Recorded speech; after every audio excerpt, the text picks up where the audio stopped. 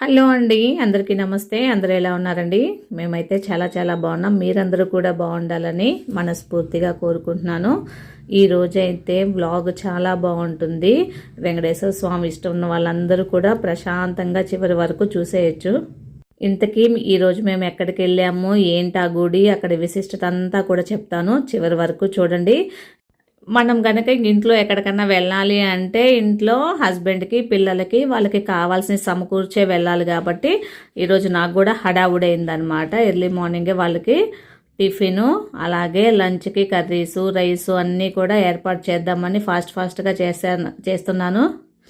తర్వాత అయితే టిఫిన్కి ఏమో ఇంకా ఉప్మా చేశానమాట. ఇదే కదా మనకి ఫాస్ట్గా అయిపోయేది.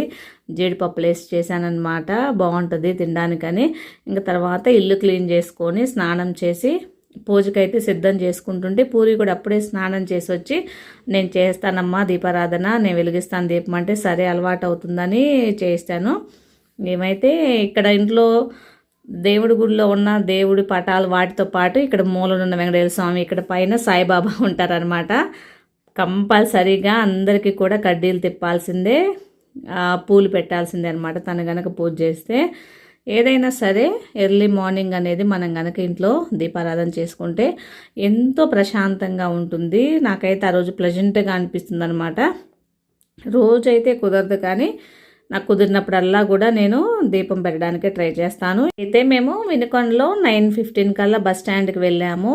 ఇంకా 9:30కి కరెక్ట్గా బస్సు బయలుదేరిందనమాట. పొదిలిల్లే బస్సు ఎక్కాము. అయ్యో ఏ బస్సు ఎక్కామో చెప్తున్నాను కానీ ఇంతకీ అదేంటో చెప్పట్లేదు కదా. మేము వెళ్తుంది చలివేంద్రం వెంకటేశ్వర స్వామి గుడికి అండి. నాకు ఫస్ట్ మా ఫ్రెండ్స్ చలివేంద్రం అనగానే తప్పుగా అనుకోవద్దు. నేను చలివేంద్రం అంటే మనకి సమ్మర్లో మంచినీళ్ళకి ఏర్పాటు చేసే కేంద్రాలు ఉంటాయి కదా, అవనుకున్నాను. కానీ నాకు అసలు తెలియదు అనమాట. ఈ చలివేంద్రము అంటే వెంకటేశ్వర స్వామి గుడి ఉంటుంది, ఇట్లా దాన్ని అట్లా అంటారని.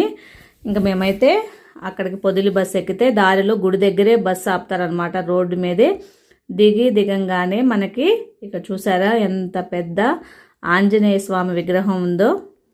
విగ్రహం అయితే చాలా బాగుంది, బాగా పెద్దగా ఉంది. దర్శి వాళ్ళు నాకు తెలిసి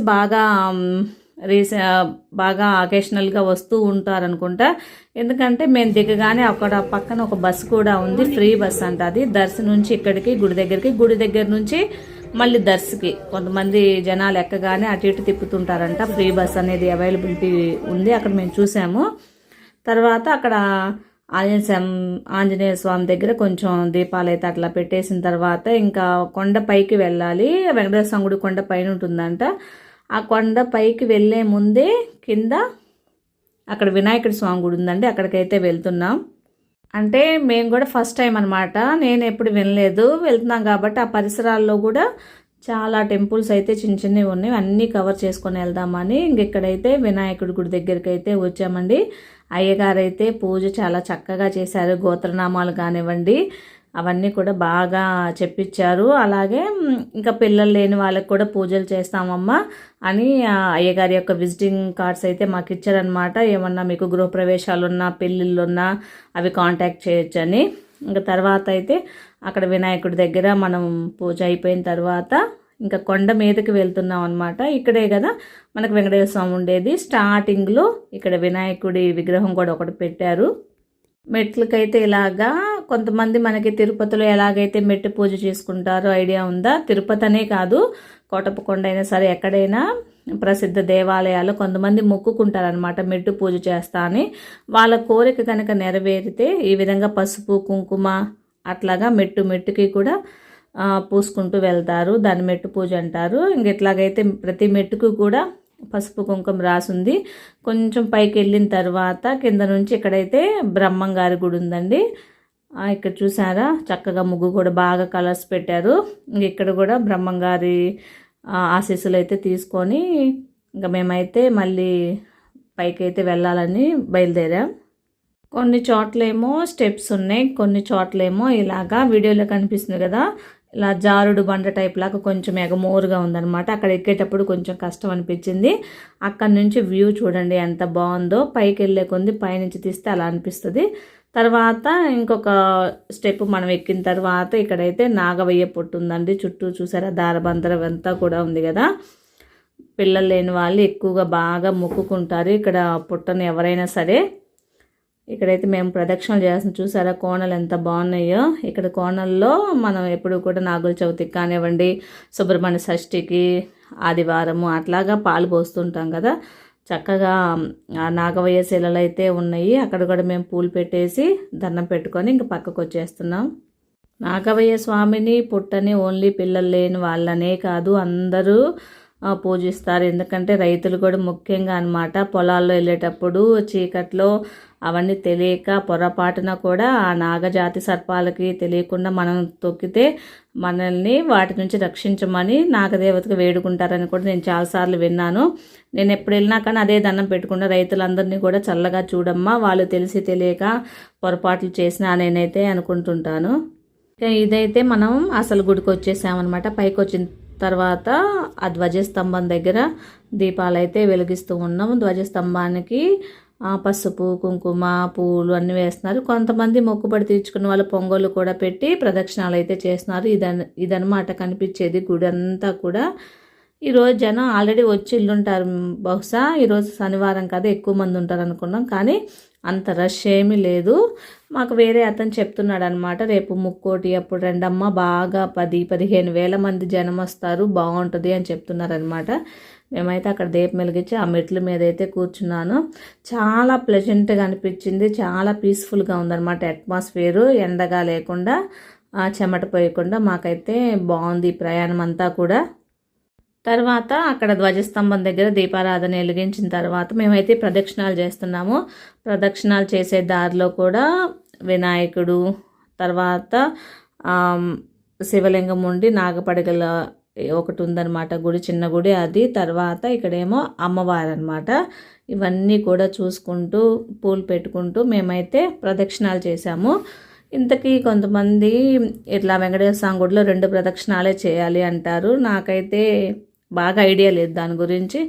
మీకు కనుక ఎవరైనా తెలిస్తే కామెంట్ చేయండి. అలాగే శివాలయంలోనేమో రివర్స్లో చేయాలి అంటుంటారు ప్రదక్షిణలు. వీటిల్లో మీకు ఏమన్నా క్లారిటీ తెలిసిన వాళ్ళు ఉంటే సజెస్ట్ చేయండి.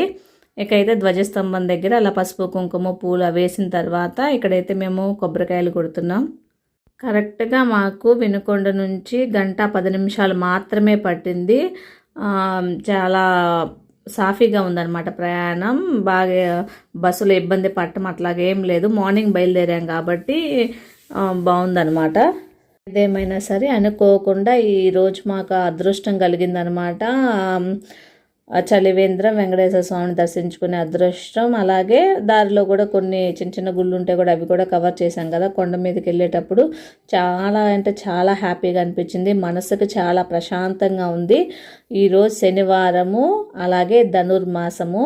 మేము వెళ్ళొచ్చాం కాబట్టి ఇంకా వెంటనే వీడియోకి వాయిస్ ఓవర్ ఇచ్చి పోస్ట్ చేస్తున్నాను అనమాట. మీరు కూడా చూస్తారు శనివారము. ఆ దేవదేవుని ఆశీస్సులు అనేవి మీరు కూడా అందుకుంటారని.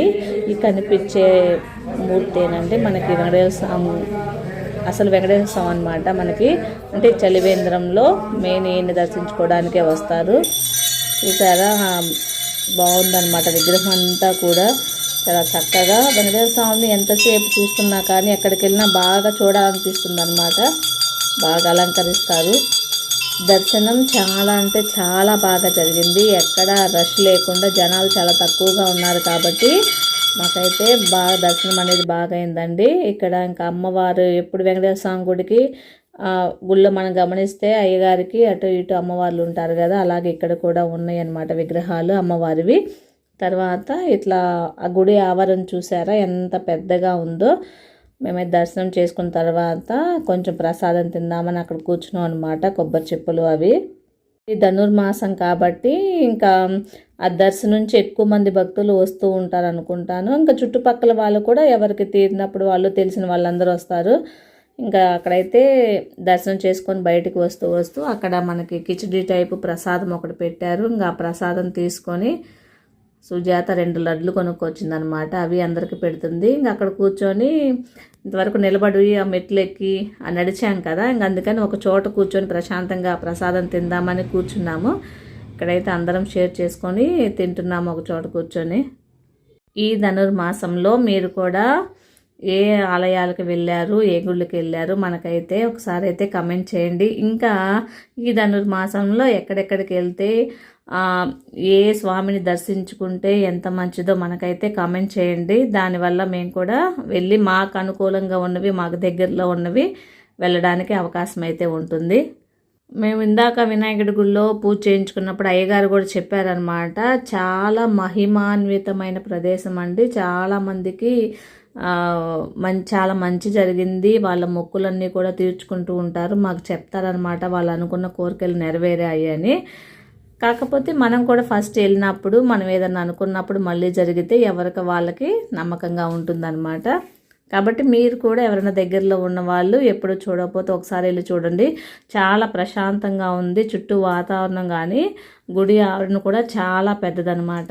ఇంకా మేమైతే అలసిపోయినట్టు ఇంకా ప్రసాదాలు తింటున్నా, అవన్నీ ఎక్కువ వచ్చి దర్శనం చేసుకుని అంతా పూజ అంతా ప్రశాంతం కంప్లీట్ అయిపోయింది. కాబట్టి ఇంకా టిఫిన్ సెక్షన్ అనమాట. ఇక్కడ ఎవరెవరు ఏమేమి టిఫిన్స్ తెచ్చుకున్నారు అవన్నీ ఒక చోట కూర్చొని అందరము తింటున్నాము ప్రశాంతంగా. అక్కడ మా వెనక వాళ్ళు ఎవరో మొక్కు తీర్చుకోవడానికి వచ్చినట్టున్నారు, తలనీలాలు సమర్పించి అక్కడ పొంగల్ పెట్టేశారు. పొంగల్ పెట్టి గుడి చుట్టూ తిరగడానికి అవి ఎత్తుకుంటున్నారు అనమాట. ఇక్కడ నుంచి వ్యూ కూడా కిందకి చూస్తే చాలా బాగుంది. ఇంకా అక్కడ నుంచి ఇంకా నెక్స్ట్ స్టెప్ వెళ్తున్నాం అనమాట. అక్కడ అయ్యప్ప స్వామి గుడి ఉందన్నమాట. దారిలో వెళ్తుంటే ఈ కాయలు కనిపించాయి. ఈ కాయల పేరేంటో కమెంట్ చేయండి, నాకైతే తెలియదు ఏం కాయలో ఇవి. చాలా గుత్తులుగా కాసాయన్నమాట. ఉపయోగపడి తినే కాయలైతే నాకు తెలిసి ఉండవు, వేరే వెళ్ళే వాళ్ళు అటు ఇటు తింటుంటారు. కాకపోతే ఆ కాయలు అక్కడ అయ్యప్ప స్వామి గుడి ఉంది కదా, అటు పైకి వెళ్ళాలన్నమాట. ఇక్కడ వెళ్ళడానికి సరిగ్గా స్టెప్స్ కానీ దారి కానీ లేనట్టు అనిపిస్తుంది, అందుకని అక్కడ దాకా వెళ్ళి వెనక్కి వస్తున్నాం. దారిలో ఈ పూలు కూడా కనిపించాయి, బాగున్నాయి అని వీడియో తీశాను. అయ్యప్ప స్వామి గుడి దగ్గర నుంచి నెక్స్ట్ మేమైతే నరసింహస్వామి గుడికి వెళ్ళాలని దారిలో వెళ్తున్నాం అనమాట. ఇక్కడైతే లత ఇక్కడ కొంచెం వ్యూ బాగుంది, కొంచెం వీడియో తీస్తాను అని చెప్పింది అనమాట. అందుకని నేను ఆ కొండరాయి దగ్గరికి వెళ్ళి కాస్త నిలబడ్డాను. కానీ నిలబడ్డానే కానీ నాకు భయం వేసింది అనమాట. కొంచెం 2-3 స్టెప్స్ పైకి ఎక్కి అక్కడ పక్కకి వెళ్ళాను, ఎటు నుంచి ఏమొస్తాయి అన్నట్టు. అంతా అటవీ ప్రాంతంలాగా అడవిలాగా ఉంది కదా, కానీ చాలా బాగుందనమాట. చాలా రోజుల తర్వాత అటువంటి అట్మాస్ఫియర్. తర్వాత దారిలో ఇక్కడేమో కొన్ని ఉసిరి చెట్లు ఉన్నాయి. దానికి ఎన్ని కాయలు ఉన్నాయంటే, ఇటువైపు ఉన్న 2 చెట్లు ఉన్నాయి, ఒకవైపు ఉన్న చెట్టు కాయలన్నీ రాలిపోయి ఉంటాయి, లేకపోతే ఎవరైనా తీసుకొని ఉంటారు. ఇంకా ఇంకో చెట్టు అన్నీ రాలినవి కొన్ని అయితే మేము ఇక్కడ చూసామన్నమాట. అవి కూడా నాటు ఉసిరికాయలు అన్నీ కూడా రాలి కింద పడితే కొన్ని అయితే మేము చేతితో పట్టుకున్నాము. చూస్తే బాగున్నాయి, అంటే పచ్చడి పెట్టుకోవడానికి అనువుగానే ఉన్నాయి అన్నమాట. నేనైతే లోపలికి దిగి కొన్ని ఏమన్నా ఏర్దాము అవసరమైనవి అనుకుంటే ఎక్కువ కనిపించలేదు. ఇంకా మేము కూడా మళ్ళీ పైన గుడికి వెళ్ళాలి కదా అని ఒక 4-5 ఒక 10 కాయలు అనమాట తిందాము అని ఇంకా కనిపించిన వరకు ఏరుకొని బ్యాగ్లో వేసుకొని ఇంకా నరసింహస్వామి టెంపుల్కి వెళ్ళాలని ఇంకా బయటకైతే వచ్చేసి ఇంకా మళ్ళీ స్టెప్స్ ఎక్కాలి. మెట్లు ఏమో ఈజీగానే ఉన్నాయి ఎక్కడానికి, కొన్ని చోట్ల మెట్లు, కొన్ని చోట్లేమో కొంచెం స్లోప్ లాగా ఏరియా అట్లా ఉందన్నమాట. ఇక్కడేమో అంతా మన ట్రెక్కింగ్ చేస్తే ఎలా ఉంటుందో చూసారా, ఆ కొండలు గుట్టల్లోంచి వచ్చినట్లు అలా ఉంది రోడ్డు. మేమైతే చెప్పులు అనేవి బాగా కింద ఆంజనేయ స్వామి ఉంది కదా అక్కడే ఇది చేసాము. ఎందుకంటే మెట్ల మీద వెళ్ళేటప్పుడు మెట్టు పూజ చేశారు కదా, ఇంకా పూజ చేసిన వాటి మీద చెప్పులతో నడవటం ఎందుకని చెప్పుల కిందే ఇడి చేసి వచ్చాము. కానీ కొంతమంది నడవలేని వాళ్ళు చెప్పులు కూడా వేసుకెళ్తారంట. మరి ఆ కొండ మీద వ్యూ చూస్తే ఎంత బాగుందో అసలు, చెట్లు పొలాలు అసలంతా కూడా మన తిరుపతి కాదు వినుకొండ కొండ మీద కూడా ఇలాంటి చెట్లు ఎప్పుడన్నా ఎక్కువగా ఏకాదశికి తొలి ఏకాదశికి ఆ పండగ రోజు మాత్రమే ఎక్కుతుంటారనమాట వినుకొండ వాళ్ళందరూ కూడా ఎక్కువ. చివరికి కొండ మీదకైతే వచ్చేసాము. ఆ కొండ మీద లక్ష్మీ నరసింహస్వామిని దర్శనం చేసుకోవడానికి తాళం వేశారు, అంటే ఆల్రెడీ అయ్యగారు దీపం వెలిగించి వెళ్ళి ఉంటారు అనుకుంటా. మేము వెళ్ళేసరికి కొంచెం లేట్ అయినట్టుంది. ఇంకా మేము కూడా అక్కడ దీపారాధన చేద్దామని అందరూ ఒత్తులు అనేవి రెడీ చేస్తున్నారు అక్కడ. ఈ పైనుంచి వ్యూ చూసారు ఎంత బాగుందో. అక్కడ రెడ్గా కనిపించేవన్నీ కూడా ఆ మిరపకాయలు, పండు మిరపకాయలు, ఎండు మిరపకాయలు అట్లా ఆరబెట్టారనమాట పొలంలో ఇవి. ఇక్కడ చూస్తుంటే ఇంకా మా వాళ్ళందరూ కూడా ఇక్కడ వ్యూ బాగుందని కొన్ని ఫొటోస్ వీడియోస్ అయితే తీసుకున్నాము. ఇంకా ఇంకా తెచ్చుకున్న ఒత్తులు నూనె అవన్నీ ఉన్నాయి కదా, దీపారాధన చేద్దామని ఇక్కడైతే ఇలా ఏర్పాటు చేసాము. అక్కడ గాలికి అవి కొండ ఎక్కుతాయేమోనని అక్కడ 2 అయితే ఇటుక బిల్లలు పెట్టామన్నమాట. గాలి బాగా వీస్తుంది, అంతా ఓపెన్ ప్లేస్ కదా, ఇంకా అన్నిటికన్నా పైన ఉండటం వల్ల గాలి బాగా వస్తుంది. దారిలో లతా పిలిచి ముళ్ళ చెట్టు చూపించింది. ఇవి చిన్నప్పుడు మాకైతే చెవులకి ముక్కులు కుట్టించుకోవడానికి ఉపయోగించేవాళ్ళు. మా అమ్మమ్మ అయితే నాకు వాటితోనే కుట్టించింది చిన్నప్పుడు. అయితే అంతా అయిపోయిందనమాట. ఇంకా కిందకైతే కొండ నుంచి కిందకి వెళ్తున్నాము. ఇది ఆర్చ్ అనమాట మనకి ఆ గుడికి. ఇంక తర్వాత ఇలా స్లోప్గా ఉంది. కిందకు వచ్చిన తర్వాత ఇక్కడ శ్రీ ఒక్కల మాత అన్నదాన భవనం ఉంది. ఇక్కడ ఎప్పుడు కూడా నిత్య అన్నదానం జరుగుతూ ఉంటుందంట. మేము కూడా అక్కడ భోజనం చేద్దామని అయితే అక్కడికి వెళ్తున్నాము. మేమైతే ఇక్కడైతే భోజనం చేసి కిందకి వెళ్ళి పక్కనే ఇక్కడ పార్క్ ఉంది, వెళ్దాం అనుకున్నాం, కానీ చాలా దూరం అన్నారు. అందుకని పక్కనే నర్సరీ ఉంటే ఆ నర్సరీలోకి వెళ్ళాము. నర్సరీ అయితే చాలా సూపర్గా ఉంది. ఈ వీడియో అయితే రేపు అప్లోడ్ చేస్తాను, ఖచ్చితంగా చూడండి, చాలా బాగుంటుంది. ఇదండి చలివేంద్ర వెంకటేశ్వర స్వామి కంప్లీట్ వీడియో. నచ్చితే ఒక చిన్న లైక్ ఇవ్వండి.